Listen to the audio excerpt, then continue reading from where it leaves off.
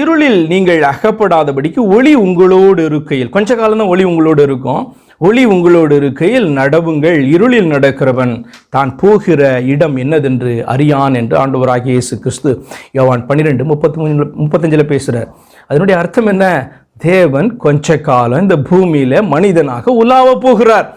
இந்த உலகத்தில் அவர் செய்ய வேண்டிய அந்த காரியத்தை நிறைவேற்றுவதற்காக, நம்முடைய ரட்சிப்பிற்காக இறங்கி வந்தவர் கொஞ்ச காலம் பார்த்தீங்கன்னா இந்த ஒளி என்று சொல்லப்படுகிற அவர் உலாவ போகிறார் என்று சொல்லி அர்த்தம். கொஞ்ச காலம் இருக்கும், நீங்கள் புரிந்து கொள்ளுங்க, என்ன ஏற்றுக்கொள்ளுங்க.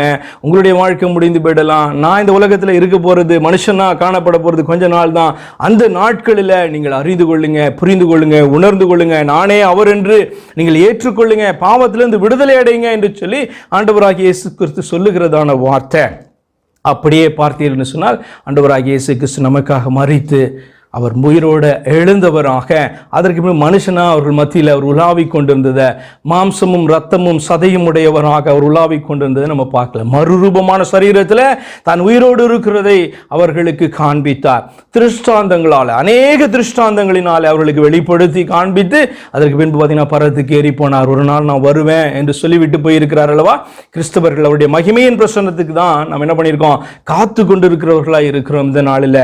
தொடர்ந்து நம்ம பார்க்கலாம் இதனுடைய அர்த்தம் என்னதான் அப்படின்னு சொன்னா, தேவன் கொஞ்ச நாள் பார்த்தீங்கன்னா இந்த உலகத்தில் மனிதனாக அவர் காணப்பட்டார் என்பதை விசுவாசிக்க வேண்டும். இதுதான் சுவிசேஷனுடைய முக்கியமான ஒரு காரியம். அதனால தான் சொன்ன ஒளி என்று சொன்னால் மேனிஃபெஸ்டேஷனை குறிக்குது, தேவன் தன்னை வெளிப்படுத்தினதை குறிக்குது, மனுஷன் தன்னை பார்க்கும்படியாக பார்த்து அறிந்து உணர்ந்து ஏற்றுக்கொள்ள வேண்டும் என்று சொல்லி எழுதப்பட்டு இருக்கிறதை குறிக்குது. அதனால தான் சுவிசேஷம் என்பது நம்ம இந்த சத்தியத்தை விசுவாசிப்பதை குறிக்குது. விசுவாசிக்கும் போது தான் என்ன பண்ண முடியும், நம்ம ரட்சிப்பு அடைய முடியும். ஆகையால் தான் அந்த அப்போஸ்தலர்கள் இந்த நாளில் எப்படி ஆண்டவராகிய இயேசு கிறிஸ்துவை அறிவித்தார்கள், தேவனை எப்படி காண்பித்து கொடுத்தார்கள். 1 தீமோத்தேயு 3:16 சொல்லுகிறது, அன்றியும் தேவ பக்திக்குரிய ரகசியமானது.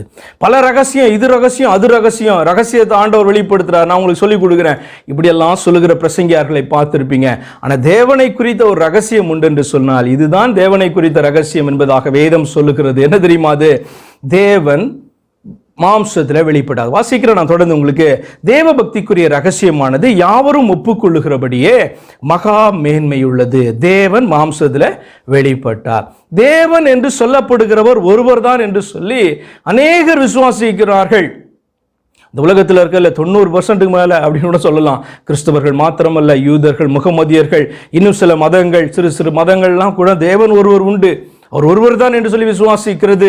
அப்ப அந்த விசுவாசமும் சரியா இருக்கு. ஆனால் அந்த தேவன் யார் என்று சொல்லி அறியாதவர்களாக, உணர்ந்து கொள்ளாதவர்களாக இருக்கும் பொழுது ஆண்டவராகிய இயேசு கிறிஸ்து சொல்றார், உங்கள் பாவங்களிலே சாவீர்கள். ஏன் என்று சொன்னால் நானே அவர் என்று நீங்கள் ஏற்றுக்கொள்ள மாட்டேன்றீங்க, விசுவாசிக்க மாட்டேன்றீங்க என்று சொல்லுகிறார். அப்ப இந்த வார்த்தை சொல்லுகிறது ரகசியம், தேவனை குறித்த ஒரு ரகசியம் அப்படின்னு சொன்னா இதுதான் தேவனை குறித்த ரகசியம்.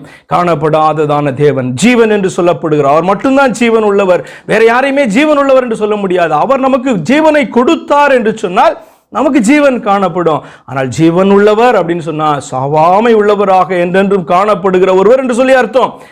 அந்த ஒன்றான மெய்தேவன் நமக்காக மாம்சத்தில் வெளிப்பட்டார். அதான் ஒளி என்பதனுடைய அர்த்தம். தேவன் மாம்சத்தில் வெளிப்பட்டார். இதுதான் தேவ பக்திக்குரிய ரகசியம் என்று சொல்லி எழுதப்பட்டிருக்கு. எத்தனை பேர் இந்த நாளில் விசுவாசம், மற்றவங்களாம் விடுங்க, இந்த வேத புத்தகத்தை கரத்தில் வைத்துக்கொண்டு பிரசங்கிக்கிற, விசுவாசிக்கிற, ஏற்றுக்கொள்கிற, சபையில் வாசிக்கிற, படிக்கிற எத்தனை கிறிஸ்தவர்களால் இந்த வார்த்தையை அப்படியே விசுவாசிக்க முடிகிறது? என்னுடைய தேவன், ஒன்றான மெய் தேவன் தான் எனக்காக மாம்சத்தில் வெளிப்பட்டார் என்று சொல்லி கேட்டால் இந்த வசனத்தை சொன்னா எந்த தேவன் என்று சொல்லுவாங்க? 3 பேர்ல ஒருத்தர் வந்தாருன்னு சொல்லுவாங்க, 2 தேவன்ல ஒருவர் வந்தாருன்னு சொல்லுவாங்க, சின்னவர் வந்தாருன்னு சொல்லுவாங்க. இதெல்லாம் என்ன தெரியுமா? விக்கிரக ஆராதனையை குறிக்கிறது. எப்போ ஒரு மனுஷனால, நம்முடைய ஒன்றான மெய்தேவன் என்று விசுவாசிக்கிற மனிதனால, அந்த ஒன்றான மெய்தேவனால நமக்காக மனிதனாக வெளிப்பட முடியும் என்று சொல்லி விசுவாசிக்க முடியலையோ அவனால ரட்சிப்படைய முடியாது. அவன் தன்னுடைய பாவத்தில் நிலைத்திருப்பான் என்று சொல்லி ஆண்டவராகிய இயேசு கிறிஸ்து சொன்னதான அந்த வார்த்தை மெய்யாய் அவருடைய வாழ்க்கையில நிறைவேறி கொண்டிருக்கிறது. அதை நீங்க புரிந்து கொள்ளணும். மெய்யான சுவிசேஷம்னால என்ன தெரியுமா அர்த்தம்? ஆண்டவர் எனக்காக வெளிப்பட்டார், என்னுடைய ஒன்றான தேவன் எனக்காக மாம்சத்தில் வெளிப்பட்டார். அதனால தான் இந்த வார்த்தை சொல்கிறது இது ரகசியம். ரகசியம் என்று சொல்லி பல காரியங்களை நீங்க தேடிக்கொண்டு ஓடிக்கொண்டு இருக்காதீங்க. தேவனை குறித்த ரகசியம் என்று சொல்லும் பொழுது இதை தான் சொல்லுகிறது. அதுவும் இந்த ரகசியம் மகா மேன்மையானது என்று சொல்லுகிறது. தொடர்ந்து பாருங்க, ஆவியிலே நீதியுள்ளவர் என்று விளங்கப்பட்டார். ஆண்டவராகிய இயேசு கிறிஸ்து நீதியுள்ளவர் என்று விளங்கப்பட்டார். நீதியுள்ளவரா இல்லைனா அவர் நமக்காக மரித்தது பிரயோஜனம் இல்லாமல் ஆயிருக்கும் இல்லையா? ஒருவன் அவரை குற்றம் சாட்ட முடிந்ததா? யோசித்து பாருங்க. தேவ தூதர்களால் காணப்பட்டார். பரலோகத்தில் உட்கார்ந்திருக்கும் பொழுது அவருடைய மகிமையை பார்க்கிறார்கள்.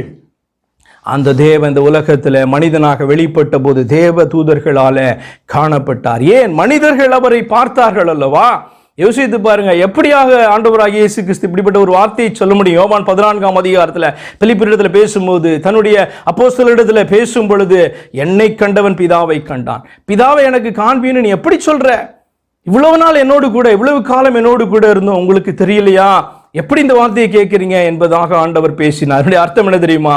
அவர் மகிமையோடு கூட காணப்படுகிறவர் ஒரு சாதாரண மனிதனாக இறங்கி வந்து அவர் மத்தியில் நின்றார். மனுஷர்கள் மாத்திரமல்ல, தூதர்கள் பார்த்தார்கள், அவரை ஆராதித்தார்கள், தொழுது கொள்ள கடவர்கள் என்று சொல்லி பார்த்தீங்கன்னா அவர்களுக்கு கட்டளை உண்டானது. இயேசு கிறிஸ்து உலகத்தில் மனிதனாக வெளிப்பட்ட பொழுது யோசித்து பாருங்க. தொடர்ந்து புற ஜாதிகளிடத்தில் பிரசங்கிக்கப்பட்டாரா? அப்படி பிரசங்கிக்கப்பட்டதுனால தானே நம்மளை போல ஆட்கள் கூட பார்த்தீங்கன்னா இந்த தேவனை அறிந்து கொண்டு வந்திருக்கிறோம். அவருடைய அங்கமாக, சபையில் ஒரு அங்கமாக மாறி இருக்கிறோம். தேவ பிள்ளைகள் என்கிறதான அந்த ஆச்சரியமான ஒரு ஸ்லாக்கியத்தை பெற்றிருக்கிறோம். யோசித்து பாருங்க, புற ஜாதிகளிடத்தில் யார் திரும்ப பிரசங்கிக்கப்பட்டா? இயேசு கிறிஸ்து மட்டும்தான் பிரசங்கிக்கப்பட்டார். வேறொருவர் கிடையாது. 2 தேவன் 3 தேவன் என்று சொல்லப்படவில்லை. இந்த சத்தியம் பிரசங்கிக்கப்பட்டது. தேவன் என்பவர் மனிதனாக வெளிப்பட்டார் உடைய ரட்சிப்புக்காக என்று சொல்லுகிற சத்தியம் பிரசங்கிக்கப்பட்டது. உலகத்தில் விசுவாசிக்கப்பட்டார். இந்த பொல்லாத உலகம், ஆனால் அந்த உலகத்தில் இருக்கிறதான கூட்டம் பார்த்தீங்க அப்படின்னு சொன்னால், இந்த சுவிசேஷத்தை கேட்கும்போது, அந்த சத்தியத்தை கேட்கும் பொழுது அறிந்து உணர்ந்து ஏற்றுக்கொண்டவர்களும் உண்டு. இந்த நாளிலும் தொடர்ந்து ஏற்றுக்கொண்டிருக்கிறவர்கள் உண்டு. எதிர்த்து பேசிக் கொண்டிருக்கிறவர்கள், தேவன் மாம்சத்தில் வர முடியாது என்று சொல்லி பேசிக் கொண்டிருக்கிறவர்கள் உண்டு. தேவனுடைய குமாரன் தான் வந்தார் அப்படின்னு சொல்லுகிறவர்கள் உண்டு. அதனுடைய அர்த்தத்தை அறியாதவர்களாக, தேவன் மாம்சத்தில் வெளிப்பட்டபடினால் அவருடைய சரீரத்தை வேதம் சொல்லுகிறது தேவனுடைய குமாரன் என்று சொல்லு. மனுஷகுமாரன், அந்த தேவனுடைய குமாரனுக்கு இன்னொரு வார்த்தை உண்டு, மனுஷகுமாரன் என்று சொல்லி இயேசு கிறிஸ்து சொன்னது இல்லையா? காரணம் என்ன? நமக்காய் தேவன் ஒரு ரூபத்தில் வெளிப்பட்டபடினால் தானே ஒழிய தேவனுடைய குமாரனாயிருந்த இரண்டாவதாய் காணப்படுகிற ஒரு தேவன் நமக்காக வரவில்லை. அப்படி ஒரு தேவனே கிடையாது பரலோகத்தில். பரலோகத்தின் தேவன் ஒரே தேவன். அவர் நம்மளை சிருஷ்டித்ததான நம்முடைய பிதாவானவர். அவர் நமக்காக வெளிப்பட்டார் என்கிறதை விசுவாசித்தால் மட்டும்தான் ரட்சிப்பு உண்டாக முடியும்.